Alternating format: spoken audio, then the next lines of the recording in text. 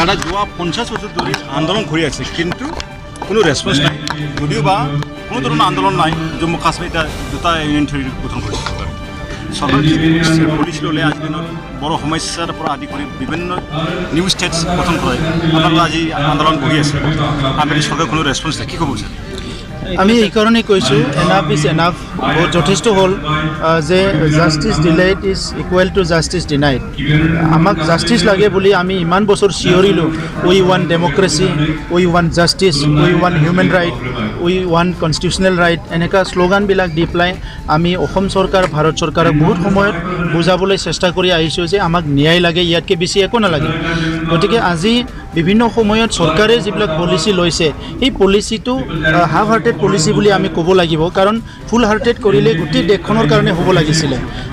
আপোনালোকে দেখিবলৈ পাইছে যে কিছুমানে বহুত জীৱন দি পেলাই তেজ দি পেলাই একো পোৱা নাই কিছুমানে একো নিদি পেলাইও বহুত পাইছে যে আজি ভাৰতত যদি চাবলৈ যায় তেলেংগানাতকৈ পুৰণা যদি দাবী আছে সেইটো বড়োলেণ্ড দাবী যে বড়োলেণ্ড 1967 পৰা আৰম্ভ হৈছে কিন্তু তেলেংগানা 1969 পৰা আৰম্ভ হৈছে গতিকে আজি তেলেংগানাৰ সমস্যাটো যোৱা 2014 সমাধান কৰিলে উত্তৰাখণ্ড ঝাৰখণ্ড ছত্তীশগড়ৰ যিটো বড়োলেণ্ড ৰাজ্য বিচাৰা সেইটো সমাধান কৰিলে আৰু একো নিবিচাৰি পেলাইও নালাগে বুলি কোৱাৰ সত্ত্বেও আজি জম্মু কাশ্মীৰটো দুটা ভাগ কৰি পেলাই দুটা ইউনিয়ন টেৰিটৰি গঠন কৰি দিলে আৰু তাত হোম মিনিষ্টাৰ ডাঙৰীয়া স্পষ্ট ভাষাৰে কৈছে যে পাকিস্তানৰ পৰা অহা যিটো সন্ত্ৰাসবাদ সেইটো বন্ধ কৰিব লাগিলে কাশ্মীৰত শান্তি প্ৰতিষ্ঠা কৰিব লাগিলে তাৰ নাগৰিকসকলক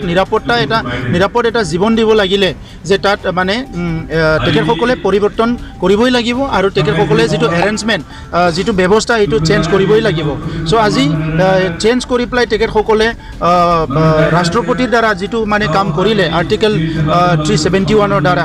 সেইটো আমি ৱেলকাম কৰিছোঁ কাৰণ সেইটো তেখেতসকলে কোৱা যিটো মানে অৰ্থ আমি সেইটোৱে বুজিছোঁ তেখেতসকলে কাশ্মীৰৰ স্বাৰ্থত কৰিছে কাশ্মীৰ স্বাৰ্থ মানে কাশ্মীৰৰ নাগৰিকৰ স্বাৰ্থত কৰিছে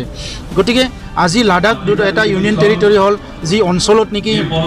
মানুহৰ জীৱনটো অতি কঠিন হয় সেই অঞ্চলত ইউনিয়ন টেৰিটৰি হোৱাৰ কাৰণে তাত যিখিনি পপুলেশ্যন আছে তেখেতসকলে ডাইৰেক্ট ভাৰত চৰকাৰৰ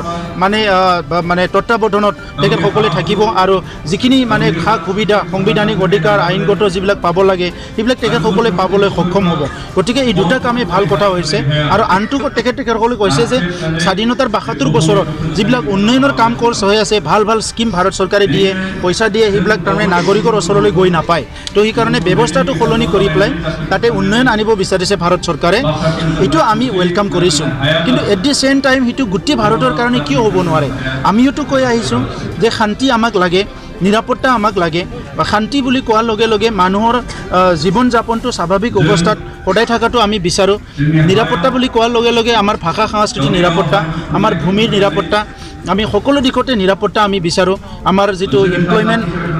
যিবিলাক অপৰচুনিটি আছে চবতো আমাৰ মানে চবেই যাতে নিৰাপদভাৱে থাকিব পাৰে পাব পাৰে এই কথাবিলাকে আমি বিচাৰি আছোঁ গতিকে আজি কাশ্মীৰৰ ক্ষেত্ৰত যিটো হৈছে সেইটোকে আমি বিচাৰিছোঁ যে ভাৰতৰ হিতৰ কাৰণে ভাৰতৰ ভালৰ কাৰণে আমি এটা নতুন ৰাজ্য সৃষ্টি কৰাটো বিচাৰিছোঁ আৰু শান্তি সম্প্ৰীতিৰ মাজে সকলো থাকিব বিচাৰে উন্নয়নটো সকলো বিচাৰে তাত কোনো ভুল কথা হ'ব নোৱাৰে এট দি চেম টাইম আজি যিটো উগ্ৰপন্থী সমস্যা যে সমস্যাৰ সমাধানটো ভাৰত চৰকাৰে কৈছিলে যে আমি সঠিক সময়ত কৰিম এটা সময়ত কংগ্ৰেছ চৰকাৰে আহ্বান কৰিলে বিজেপি চৰকাৰ পিছত হ'ল বিজেপি চৰকাৰে ক'লে যে আমি উগ্ৰপন্থী সমস্যা সমাধান কৰিম গতিকে আজি এনডিপি সমস্যা সমাধান কৰাৰ কাৰণে ভাৰত চৰকাৰে অতি শীঘ্ৰে পলিচি ল'ব লাগে ইয়াৰ লগে লগে আলফা বা এনএছিয়ান বিভিন্ন সমস্যা আছে নৰ্থ ইষ্টত কিন্তু আমি আহ্বান কৰিছোঁ যে এনডিপিৰ লগত যিটো তেখেতসকলৰ ইণ্টাৰলোকিউটৰ দ্বাৰা যিটো আলোচনা হৈ আছে সেইটো ক্ষিপ্ৰতাৰে কৰিব লাগে আৰু এটা সমাধান আনিব লাগে সমাধান আনি যাতে তাৰ কেডাৰবিলাকে স্বাভাৱিক জীৱনত আহিব পাৰে নিজৰ মানে ঘৰত থাকি পেলাই সামাজিক উন্নয়নৰ কাৰণে কাম কৰিব পাৰে সমাজত মিলি যাব পাৰে তেনেকুৱা এটা পৰিস্থিতি সৃষ্টি কৰিব লাগে আৰু ইয়াৰ লগে লগে যে জাষ্টিছটো যাতে ডিলেট নকৰে ন্যায়টো যাতে বিলম্ব নকৰে যিমান সোনকালে ন্যায় দিব যিমান সোনকালে অধিকাৰ দিব ইয়াত বসবাস কৰা নাগৰিকসকলেও উন্নত ভাৰতৰ এটা নাগৰিক হ'বলৈ সক্ষম হ'ব আৰু সকলো দিশত আগুৱাই যাবলৈ সুযোগ পাব এই সুযোগটো দিয়াটোৱে চৰকাৰৰ দায়িত্ব আৰু কৰ্তব্য বুলি মই ভাবোঁ গতিকে চৰকাৰক আহ্বান জনাইছোঁ অতি শীঘ্ৰে এটা আলোচনাৰ মাধ্যমেৰে এটা পলিচি ডিচিশ্যন লৈ পেলাই বড়োলেণ্ড সমস্যা সমাধান কৰিব লাগে এই কথাটো চৰকাৰৰ ওচৰত দাবী জনাইছোঁ আন্দোলন কেনেকৈ চলাই যাব আপোনালোক চাওক আন্দোলন গণতান্ত্ৰিকভাৱে হৈ আছে আৰু গণতান্ত্ৰিকভাৱে হৈ যাব কিন্তু আমি সদায় চৰকাৰক কৈ আহিছোঁ যে আন্দোলনৰ নামত আন্দোলন আপোনালোকে বিচাৰিব নালাগে যে আন্দোলন বিচৰাটো ঠিক নহয় তেখেতসকলে বহুত সময়ত কয় যে তাত দেখোন একো মানে আন্দোলন নাই তাত দেখোন কোনো হাল্লা নাই একো নাই কেনেকৈ কি আন্দোলন আমি দেখিবলৈ পোৱা নাই তো আমি এনেকুৱা মাছ গেদাৰিং কৰিব লগা হয় ৰেল ব্লকেট কৰিব লগা হয় নেশ্যনেল হাইৱে ব্লকেট কৰিব লগা হয় দিল্লীত ৰেলী কৰিব লগা হয় যে এটা চৰকাৰে কেতিয়াও মানে এইবিলাক বিচাৰিব নালাগে একচুৱেলি তাত কি সমস্যা আছে চোৱা চিতা কৰি সমাধান কৰাটো চৰকাৰৰ দায়িত্ব গতিকে আমাৰ সমস্যা যেতিয়ালৈকে সমাধান নহয় ইতিমধ্যে 5,000 শ্বহীদ হৈ গ'ল 20,000তকৈ অধিক জেলত যাব লাগল আজিও বহুত ডাঙৰ ডাঙৰ নেতা জেলত আছে গতিকে এনেকুৱা পৰিস্থিতিত বদলিন আন্দোলন কেতিয়াও স্তব্ধ নহয় যেতিয়ালৈকে সমস্যা স্থায়ীভাৱে সমাধান কৰাৰ কাৰণে চৰকাৰে পলিচি ডিচিশ্যন নলয় তেতিয়ালৈকে এইটো বন্ধ নহয় আন্দোলন কণ্টিনিউ হ'ব এটা সোণালী সুযোগ পাইছে আজি এবছলুট মেজৰিটি লৈ পেলাই বিজেপি দিল্লীত চৰকাৰ অসমতো বিজেপি চৰকাৰ গতিকে তেখেতসকলে আলোচনা কৰি এটা পলিচি ল'ব লাগে আৰু সমস্যা সমাধান কৰিব লাগে এইটোকে আমি বিচাৰোঁ বিজেপিয়ে দুবাৰ গাঁতিত আহিল তথাপি কোনো ৰেছপন্স নাই তেখেতে বোলে যদি বা ইস্তাহাৰত দিছিলে বড়োলেণ্ড ইছ্যু সৰু সুৰা ৰাজ্য গঠন কৰিবলৈ দায়িত্ব বহন কৰিছে চৰকাৰ অহাৰ পিছত তেখেতে কিয় পাহৰি যায় চাওক চৰকাৰৰ এইটো এটা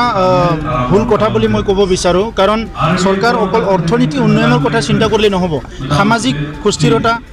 সামাজিক নিৰাপত্তা ইয়াত বসবাস কৰা সকলো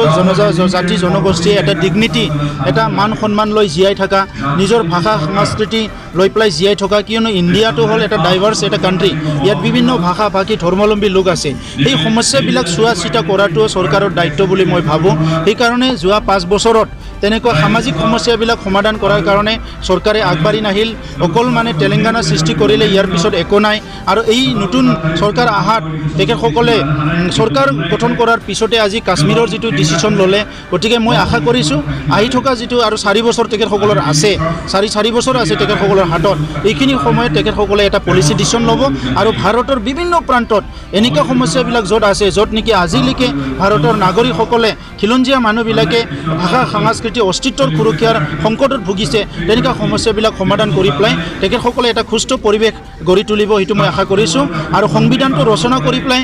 থৈ দিবৰ কাৰণে ৰচনা কৰা নাই সংবিধানটো আখৰে আখৰে পালন কৰিব লাগে আৰু আৰ্টিকেল 2 আৰু 3ৰ যিটো স্পিৰিট যে ৰাজ্য গঠন কৰিব লাগে য'ত প্ৰয়োজন সেইটো যাতে চৰকাৰে নজৰআন্দাজ নকৰে ইগন'ৰ নকৰে আৰু আৰ্টিকেল 2 আৰু 3টো এক্সাৰচাইজ কৰিব লাগে আৰু য'ত য'ত প্ৰয়োজন আজি নতুন ৰাজ্য সৃষ্টি কৰি সেই অঞ্চলকো উন্নয়নৰ যিটো স্কিম ইয়াৰ মাজত আনিব লাগে সেইটো আমি চৰকাৰক আহ্বান কৰিম